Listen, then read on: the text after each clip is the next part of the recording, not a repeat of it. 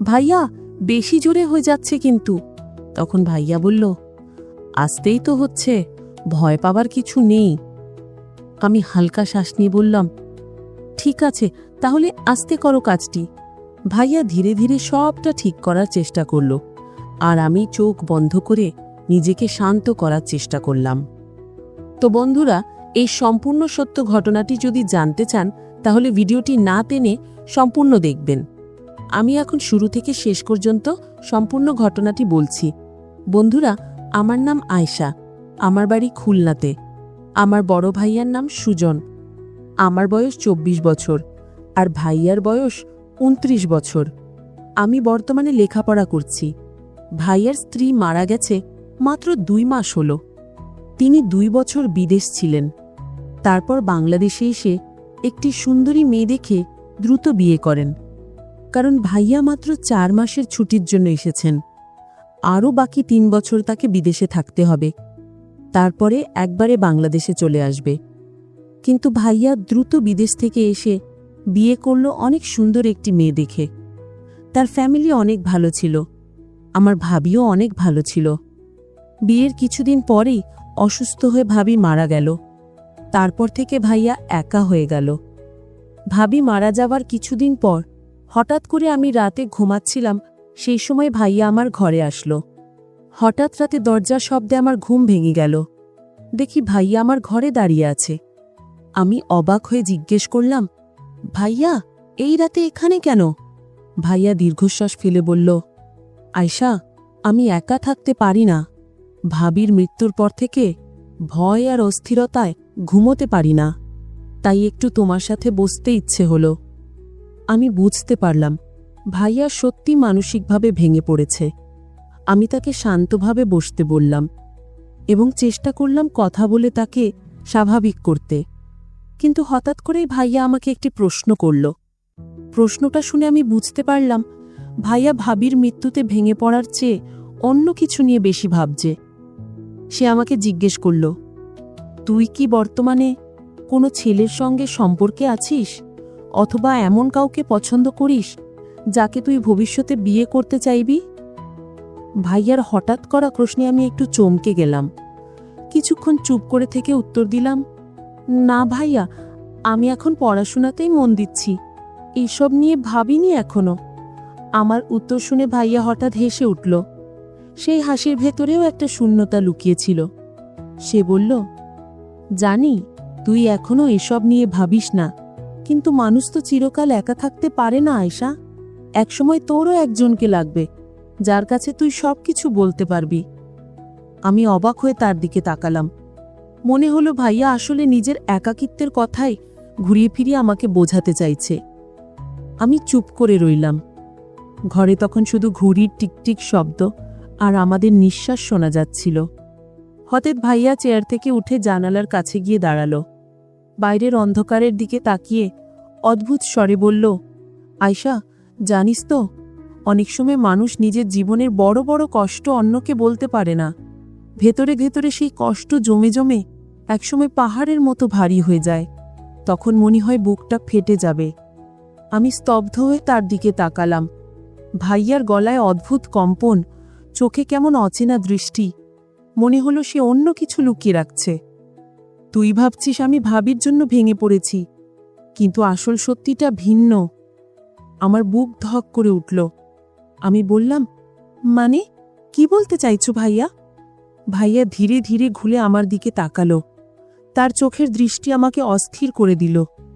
তারপর আমরা দুজন কিছুক্ষণ নীরব ছিলাম এবং ভাইয়া আমাকে বলল, আয়শা, আমার রুমে চল, এখন অনেক রাত হয়েছে, সবাই ঘুমাচ্ছে। তোর সঙ্গে জরুরি কিছু কাজ আছে আমার ঘরে, তুই এক্ষুনি চলে আয়।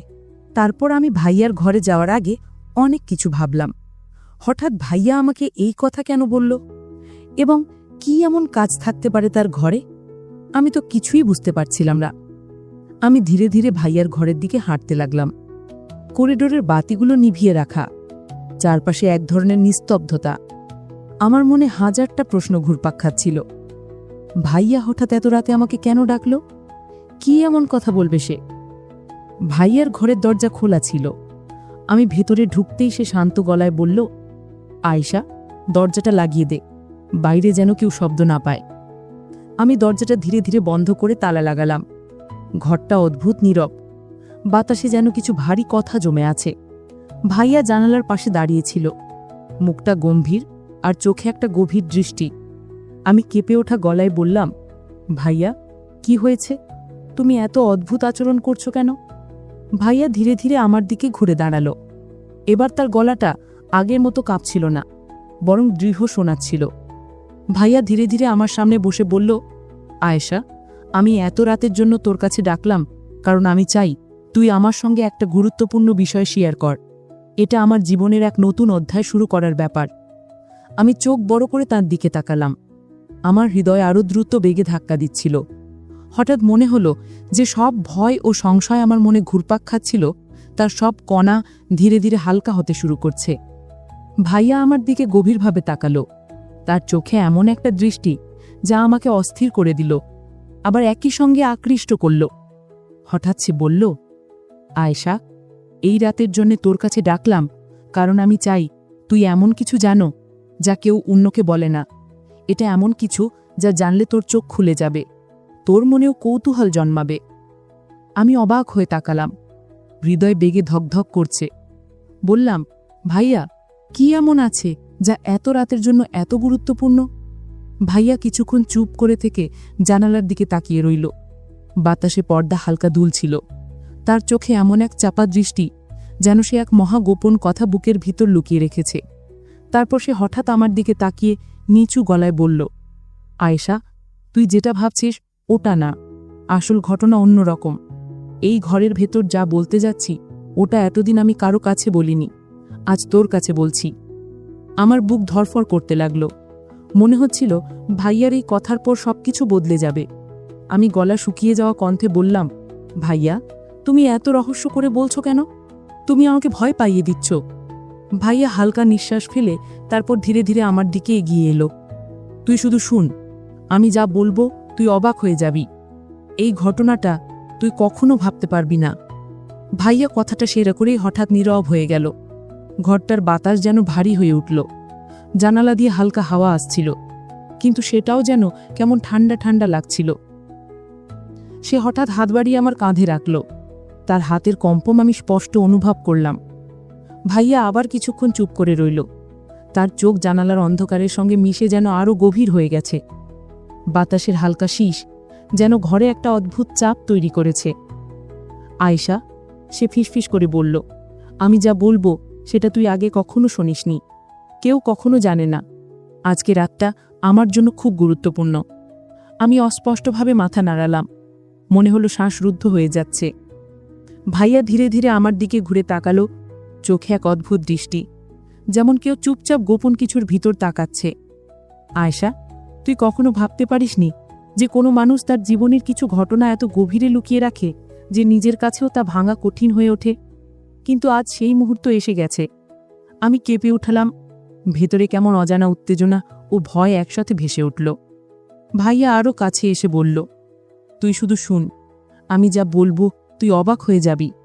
এই ঘটনাটা তুই কখনো ভাবতে পারবি না। আমি স্তব্ধ হয়ে শুনতে থাকলাম। হৃদয় বেগে বেগে ধক ধক করছে। মনে হলো যে মুহূর্তটা আসছে সেটা পুরো জীবনটাই বদলে দিতে পারে। তারপর ভাইকে বললাম, ভাইয়া, দ্রুত কথাটি বলো, তারপর তোমার কথা শুনে আমি ঘুমাতে যাব, আমার খুব ঘুম পাচ্ছে।